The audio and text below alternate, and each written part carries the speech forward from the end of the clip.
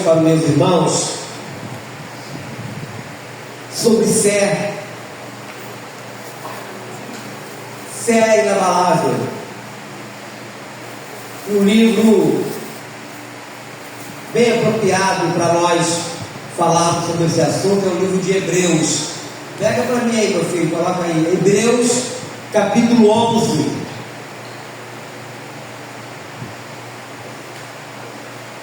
Pode ficar sentado mesmo. Nosso ponto de partida é o versículo 1. Hebreus, capítulo 11, versículo 1. Você pode ler junto comigo. Vamos lá. Ora, a fé é a certeza de coisas que se esperam, a convicção de fatos que se não veem.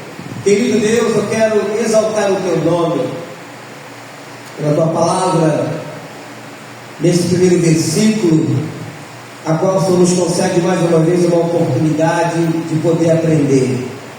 Como aprendemos no domingo passado pela manhã, a qual Teu servo, nosso querido irmão Gerson, também, ó Deus, ministrou sobre fé, pegando uma outra vertente, mas o mais importante é o conteúdo e o que nos leva a acreditar que o Senhor é um Deus que opera sinais e prodígios. Tome em Tuas mãos nossas vidas, me ajude também, ó Deus, nessa ministração, que eu não acrescente nada e não tire nada do que está escrito aqui, mas que tudo que eu falar seja para a honra e glória do nome santo do nosso Senhor e Salvador Jesus Cristo. Que todos digam amém. O que Deus quis dizer aqui? Eu vejo, meus irmãos, que Deus aqui define a fé como a certeza firme e convicção inabalável no que se espera, naquilo que você não vê. Ou seja, é uma coisa abstrata. Você sabe que existe, mas você não vê. Como o vento, não é assim? Você sente o vento, mas você vê o vento? Qual é a cor do vento? Ninguém sabe de onde ele vem e para onde ele vai.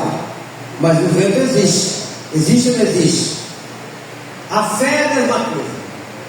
Quando nós acreditamos em Deus, nós cremos que Deus pode fazer, não é que Ele tem que fazer, naquilo que nós estamos pedindo a Ele. E esse capítulo aqui de Hebreus incentiva a confiança total em Deus e suas promessas, baseando a vida no invisível e no caráter divino, não na circunstância mostrado pelos heróis da fé, que agiram por obediência. Eu vou falar de alguns aqui que está registrado aqui. Eu vejo, minha amada irmã, meu amado irmão, você que me ouve, que a fé genuína nele, em Deus, não é otimismo cego, mas sim o fundamento sólido das esperanças e a prova documental de realidades espirituais invisíveis. Aproveito também para falar, não confunda fé com burrice, dizia o fundador da nossa denominação, já falecido, Bispo Roberto Macalister. Existe a fé e existe a burrice. Você adoeceu, nós vamos orar por você, mas você tem que buscar o tratamento médico. Vários casos já aconteceram de pessoas que até morreram, outros ficaram com problemas sérios, porque deixaram de tomar o remédio, por acreditar no primeiro momento que já estavam curados. Nós oramos e acreditamos que Deus pode curar. Deus pode usar os médicos. A própria medicina foi Deus que criou. A sabedoria dos médicos foi Deus que deu a eles. É só nós pararmos para pensar. Hoje a ciência está bem avançada, a medicina está avançada, muitas coisas hoje têm acontecido para o nosso benefício, mas eu estava há algum tempo atrás pensando o seguinte: por que essas coisas não aconteceram 100 anos atrás? Cirurgia do coração. O que aconteceu comigo? Coloquei 3 pontos de safena. No passado não tinha essas possibilidades, não existia esse tipo de conhecimento. Mas Deus concedeu o conhecimento aos homens para que eles estudassem e descobrissem a forma de fazer com que tirasse daqui, como tirou da minha perna, aqui embaixo, aqui em cima, chamada safena, que é o nome da veia, né, da artéria, e tirasse a que estava entupida e colocasse no lugar, como se fosse. Dom João deve ter feito muito isso como pedreiro. Está entupida a tubulação de esgoto. O que se faz? Não consegue se entupir, porque a gordura, às vezes, ela vira quase como uma pedra. Então há casos que tem que tirar aquela tubulação, né, assim, e colocar uma tubulação nova, para ali a água correr normalmente. É exatamente isso que aconteceu comigo e com tantas outras pessoas mais. Eu coloquei só 3, mas ele já colocou 5, 6, 7, até 8. Mas quem deu sabedoria ao homem, né, foi Deus, para descobrir isso e facilitar, né? Tanto que o tempo de vida, tanto que no Brasil, aumentou, né? Para as pessoas de vida, todo esse tipo de. Então você não pode desprezar isso, mas você pode acreditar que Deus pode fazer antes dele que você chegue na mesa de cirurgia. Eu lembro de algumas situações que aconteceram em nossa igreja, não foi só uma, uma irmã chamada Alzira, quando ela aparece aqui, ela está congregando em outro lugar. A irmã, quando veio para a nossa igreja, na época, ela tinha se libertado do cigarro, ela ficou muito tempo. E o pulmão dela estava todo brocado, coração grande. E ela vinha na igreja normalmente. Ela era muito amiga da nossa saudosa irmã Raimunda, morava ali. Irmão Juraci, morava ali na Rosali. Um belo domingo ela chega de manhã com 3. Antigamente ele falava chapa do pulmão, agora não sei como é que fala. Falou, pastor, Deus me curou. E eu levei o médico não acreditou, mandou tirar a outra. Eu tirei a outra. Ele mandou tirar a terceira. Na terceira vez que ele viu que realmente o meu coração está normal e o meu pulmão está limpinho. Deus, a mão de Deus sobre a vida da nossa querida irmã. Todo mundo conhece a história da irmã Janarina. Quando eu levei ela para os carros, estava no estado terminal do vírus HIV. Isso já tem mais de 20 anos, ela está viva. Deus. Descasa, meus irmãos, quando cessa a possibilidade do homem, da ciência humana, é Deus agindo. Porque Deus só faz o impossível. Eu já falei várias vezes aqui na igreja. O possível foi Moisés tocar com um cajado lá na água. Era a parte humana. O impossível foi Deus abrir o mar vermelho para que o povo dele passasse. Foi o impossível. O possível foi as pessoas, como Jesus falou quando foi ressuscitar Lázaro, tirar a pedra. Era o possível, era a parte humana. Ressuscitar o morto, 4 dias morto, cheirando mal, é Deus que faz. Aleluia. Deus opera no impossível. Agora o possível tem que fazer. O possível é, o médico passou o exame, vou lá fazer o exame. Ah, não vou fazer exame não, o médico sabe nada. Faça o exame. Eu já vi pessoas que morreram por causa da ignorância, por causa da burrice. Faça o exame. E vamos continuar orando. Nesse meio termo, Deus pode fazer um milagre, mas eu estou fazendo a minha parte, que é a parte humana. A minha parte humana é ir lá no médico, a minha parte humana, como fiz agora uma bateria de hemograma, né? Graças a Deus está tudo normal, é a parte humana. Porque senão eu vou ser uma pessoa no lado extremo da ignorância. Mas isso não impede, mesmo indo no médico, de Deus fazer um milagre na minha e na sua vida. Aleluia. Porque a Bíblia fala que Ele é um Deus de milagre, opera maravilhas.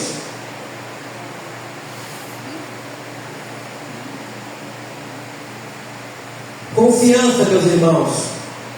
é uma evidência, ou seja, é a verdadeira fé que dispensa a necessidade, muitas vezes, de provas físicas. Você acredita naquilo que você não está vendo, porque o que diz aqui? Ora, a fé é a certeza de coisas que se esperam, a convicção de fatos que não se vê, você não vê.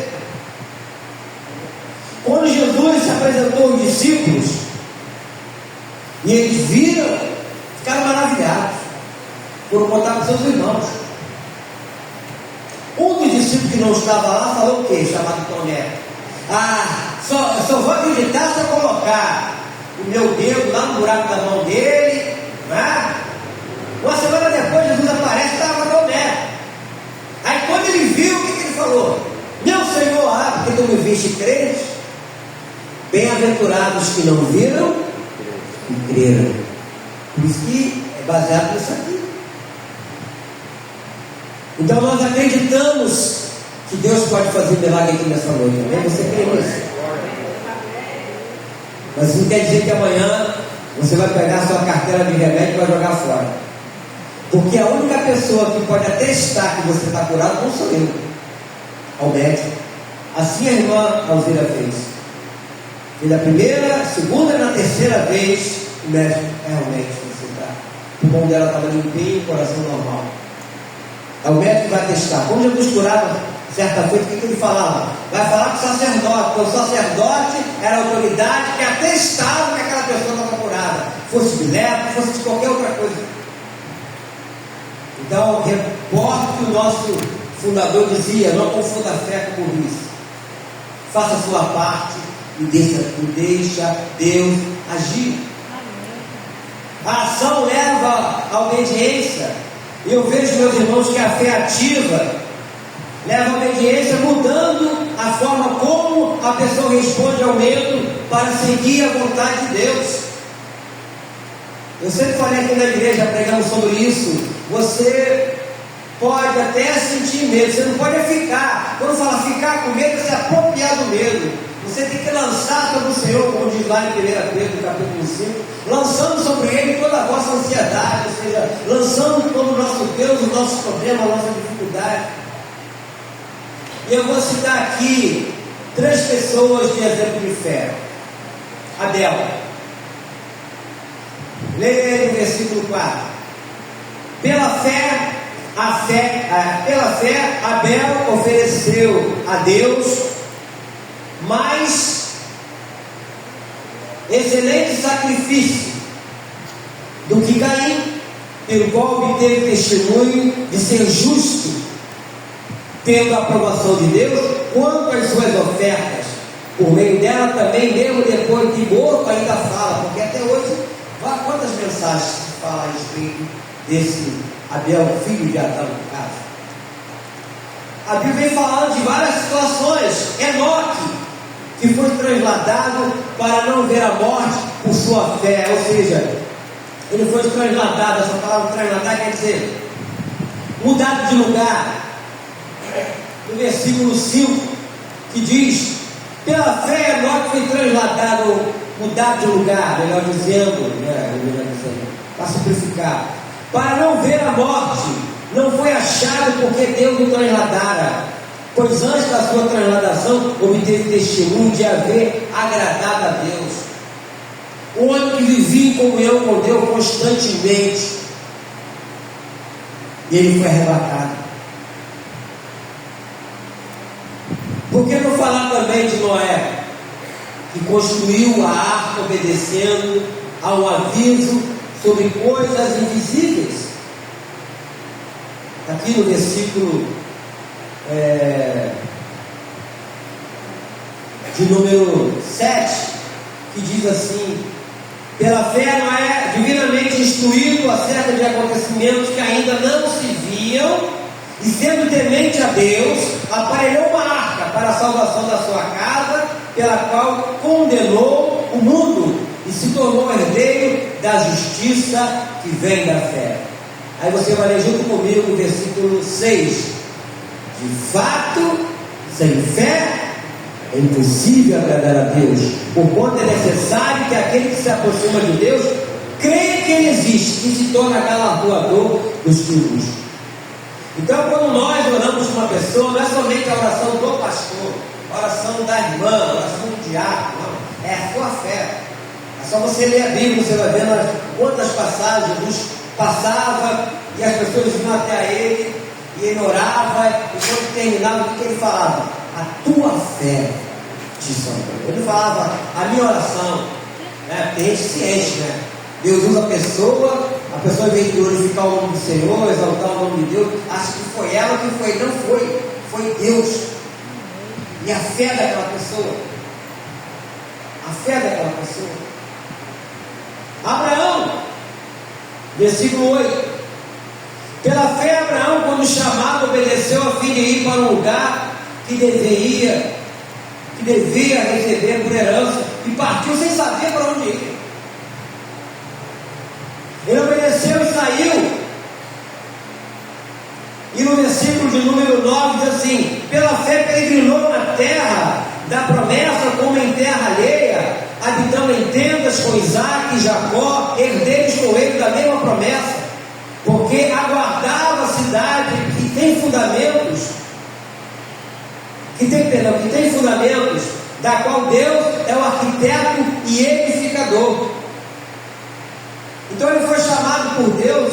Pegamos um tempo atrás aqui numa quinta-feira, Deus falou para ele: o Abraão, olha para o céu, vê se você consegue contar as estrelas, a areia do mar, consegue contar? A sua descendência será assim. Hoje nós aqui, amados irmãos, somos descendentes de Abraão pela fé. Amém? Nós, todos aqueles que se rendem a Cristo, passam a ser descendentes de Abraão pela fé. Aí você imagina, desde a época dele até agora, milhões, bilhões de pessoas nasceram e morreram. Então a promessa se cumpriu. Obviamente, ele não viu se cumprir tudo isso, mas ele creu. Por isso que a fé é a certeza de coisas que se espera, a convicção de fatos que não se vê. Ele não viu, mas ele acreditou. Da mesma forma que tanto eu quanto você temos que acreditar que Deus pode mudar a nossa sorte, que Deus pode operar na nossa vida, que Deus pode fazer aquilo que nós temos pedido a Ele para que Ele faça. E a história vai desenrolando ao longo do tempo. Em muitas passagens, Deus operando na vida de homens, profetas, sacerdotes. Nós temos aqui, sei lá quanto tempo, para falar dos heróis da fé, tanto do Velho Testamento quanto do Novo Testamento. Mas eu separei aqui um do Novo Testamento, que era um homem de Deus, um homem impulsivo, né? Um homem para alguns um tanto bruto, mas era um homem cheio de fé. Não era um homem letrado, era um homem pescador, né? A vida dele foi assim. Eu queria que você abrisse aí lá voltando um pouquinho, Lucas capítulo 5.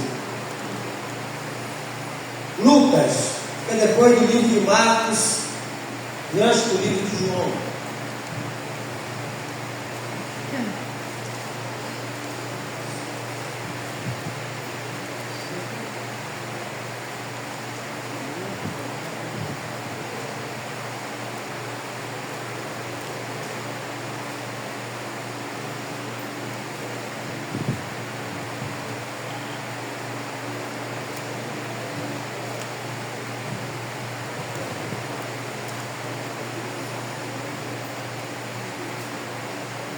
Eu gosto muito dessa passagem porque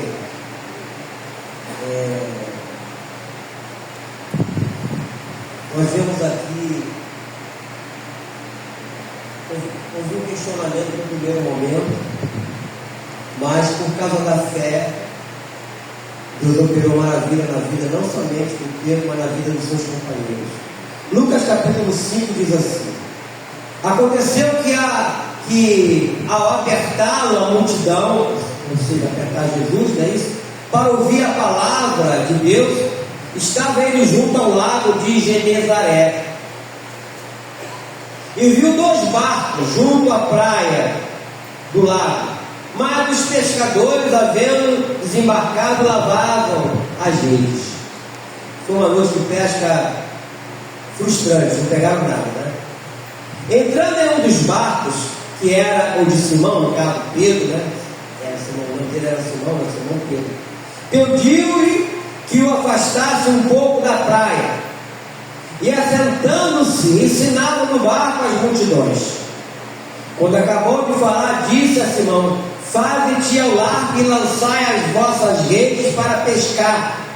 Respondeu Simão: mestre, havendo trabalhado toda a noite, nada apanhamos, mas, esse mais que é importante, sob a tua palavra lançarei as redes. Isto fazendo, apanharam grande quantidade de peixe, e rompiam-se-lhes as redes. Então, fizeram sinal aos companheiros do outro barco para que fosse ajudá-los, e foram encheram ambos os barcos, a ponto de quase irem a pique. Detalhe, foi no raso. Eles passaram a noite toda no mar, não pescaram nada. Aí Jesus manda que lance a rede.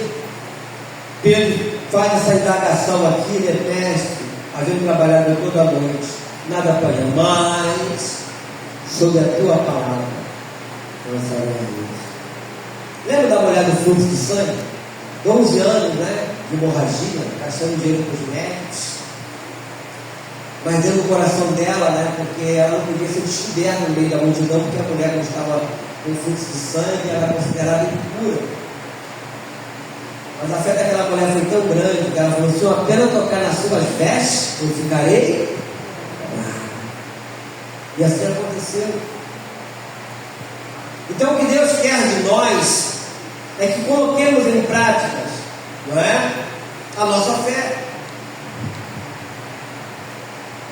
E exercitar essa fé no nosso dia a dia, porque, queridos irmãos, quantas vezes somos provados diante de várias situações adversas? Quantas situações? E é aí que temos que clamar o nome de Jesus Cristo, que está acima de todos os nomes, e pedimos a Ele ajuda. E nessa noite eu quero clamar o nome de Jesus para a sua vida, e através da sua fé e do que a Bíblia nos ensina a fazer, eu quero levantar um clamor. Eu quero pedir a Deus para que Ele me ajude na sua necessidade. Amém, queridos? Eu queria chamar aqui o diácono Leandro.